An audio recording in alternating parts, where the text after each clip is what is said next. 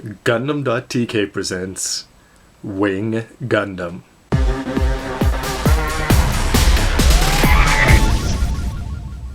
Hey everybody, it's Robert184 from Gundam.tk, and thanks for sticking with me. This is part 6 of my review of the Master Grade Wing Gundam. And don't forget to check out all the earlier parts for the parts, plates, and details.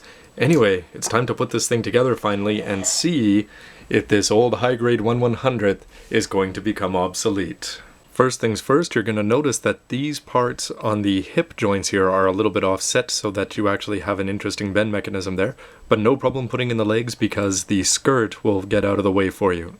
Next, for the waist, you'll just put in this double ball joint mechanism. And once you've plugged in the shoulders, here's a shot of the wing mount mechanism on the back. You'll notice that that's a poly cap on the inside, so this is just going to fit in there. And there you have it, the Master Grade Wing Gundam. So right away you got to go to your first impressions, and the first thing that I thought when I put this guy together was he is skinny. But actually I would say that the proportions are just about right overall. He does look a little bit tall and sleek, but the wings are sort of big and I don't have them spread out here.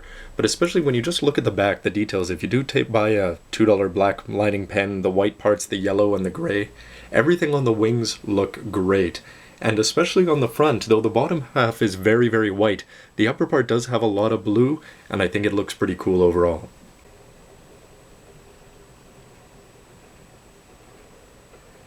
Definitely pretty cool, I'd say, and I say especially they did a great job in choosing the colors for the plates here. So maybe you'll agree that he looks good, but what about in terms of posability and stability? Well, first of all, let's do the shake test. The upper body feels pretty good. The shoulders are a little bit loose, I'll complain about later. But the legs, you can hear a lot of sound going on there, but that's because of, as you saw in the inner frame, there's a lot of moving parts because of the special splitting kneecap here and the transformation. But so far I would say he's more akin to F91 for solidness than the Master Grade Victory. For lower body mobility, if you get the skirts up out of the way, you're going to be able to bring the legs up and back. Pretty cool, no problem at all getting the 90 degrees. Off to the side, let's see, yeah, everything does feel solid when you're moving it around still. Anyway, the side skirt stays up and you're able to bring the legs. Yeah, could he do the full splits? Yeah, if I got the skirt out of the way, I'm sure that he could actually. So what about the flat feet test? So we'll just twist those legs in here together, and as you move the legs out, you'll notice that they're just starting to pull up there. But overall, that's still pretty solid, that you can have a good solid grip there all the way apart. Let's try front to back now. You can move this. So without artificially forcing it down, you're probably able to get them apart about this much and still keep flat feet. So what about for the upper body? First of all, you'll notice that the chest is able to bend backwards because it's on the double ball joint, and forwards to look down. If we get the wings out of the way by sliding them back 90 degrees, let's see, the shoulders, no problem spinning around there, and just like you saw in the parts, the arms move very well, including about, just pop the shoulder off, but the forearm can move up 135 degrees. Something that made me a little bit curious before is, as you can bring the wings back here, you're able to rotate this, and what they do is actually there's a gap between the backpack here and the main body. So if you want to bring the wings forward, again, they'll bend here, and then the whole part will bend forward, and for weight, well, no weight issues so far. That's good to see.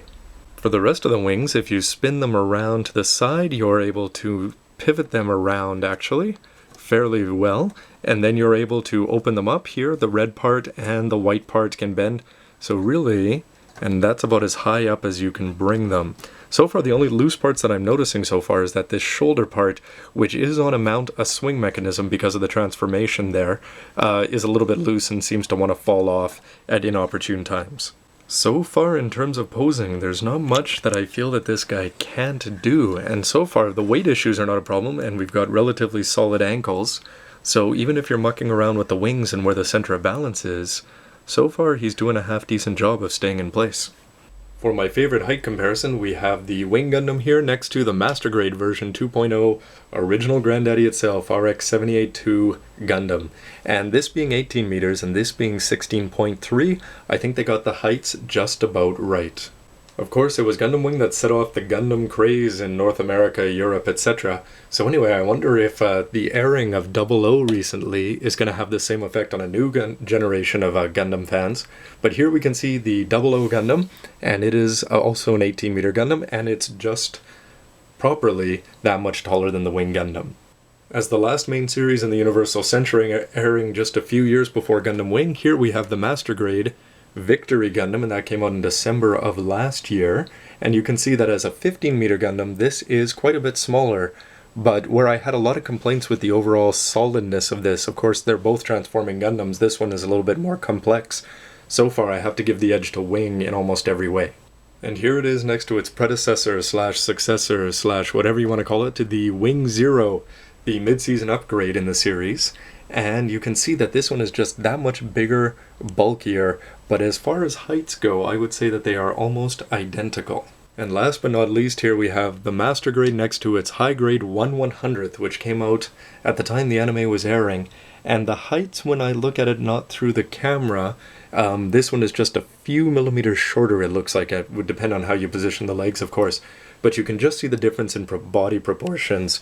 This one is just much wider and thicker overall, and this one is much more sleek and slender, but with longer, bigger wings. Now, to get this guy armed, I'm impressed already, because if you take a look at the Buster Rifle, you'll notice that there's a hole there, and you choose the right hand, and the hand with the trigger finger on it actually has a piece there, so when you plug that in, you can actually lock it into place on the Buster Rifle. And then when you plug that into the hand there, hopefully it should stay on fairly securely. And once you've plugged that in, so far no weight issues at all, although something that you can note is if you pulled the arms out a little bit, it's going to fall down. But so far with this movable part here on the trigger, no problems. But you are going to have to be careful to keep the fingers actually attached into the fist. And any possible weight issues that you'll have there, you can fix by plugging that back, but if you slide the talons back, remember they can go forward, you can also lock it into place here, and you get a satisfying click, and all of a sudden, no problem keeping the Buster Rifle up. And with the legs properly positioned, really no problem so far once you've got the lock mechanism. For the shield, you have to make sure that you put on the right fist there, and then you're just going to put this part through, and then on the back you'll notice that there's an attachment there that goes into the hole on the forearm. And even more interesting about this is when you plug it in, you can actually slide it forward and lock it into place, which should give it that much more stability, of course, when the arm is down. So here I just want to say weight issues. What weight issues? You are going to have problems getting the shield in just the right position if you're trying to have it up like that, but so far the Buster Rifle, once you get that shoulder locked in properly, no problem at all. One thing though to be a little bit careful with the shield is that this forearm can split, which is part of the transformation, but because of that the shield can be a little loose. And while I was worried about the beam saber because there's no peg on the palm and a hole in the beam saber itself, actually there is a lock mechanism so that even without the thumb it will stay in place if you put it in just the right position. But because this is the Wing Gundam, it's made for aerial poses, and if you plug in this special attachment here, you can attach it to an Action Base 1, and it stays on there a lot better than it did on Master Grade Exia.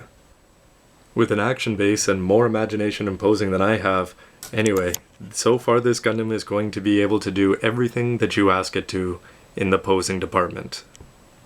So far he's looking pretty good as a mobile suit, but what about transformed into bird mode? Anyway, thanks for watching this part everybody. Robert184, gundam.tk, rate, comment, and subscribe, and I'll see you in the next part as we go for the transformation, and stay tuned for my final verdict. Thanks again for watching everybody.